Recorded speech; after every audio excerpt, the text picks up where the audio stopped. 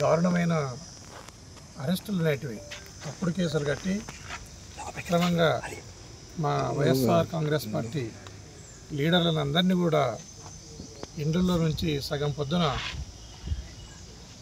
ఆ కుటుంబ సభ్యులను కూడా భయభ్రాంతులను చేసి అరెస్టులను చేసి తీసుకుని రావడం జరిగింది. మొట్టమొదట పోలీసు వ్యవస్థ గుర్తించాల్సినది ఏంటంటే, మాజీ ముఖ్యమంత్రి వర్యులు వైఎస్ జగన్మోహన్ రెడ్డి గారు వచ్చినప్పుడు వేలాది మంది లక్షలాది మంది వస్తారనేది రాష్ట్రానికి అందరికీ తెలిసిన విషయమే. దానికి సంబంధించిన బందోబస్తును, సఫిషియెంట్ బందోబస్తును ఇవ్వాల్సిన బాధ్యత పోలీస్ వ్యవస్థ పైన ఉంటుంది. అలాంటి పోలీస్ వ్యవస్థ అరకొర బందోబస్తుతో ఉన్న బందోబస్తు కూడా సక్రమమైన విధులను నిర్వర్తించలేని పరిస్థితులలో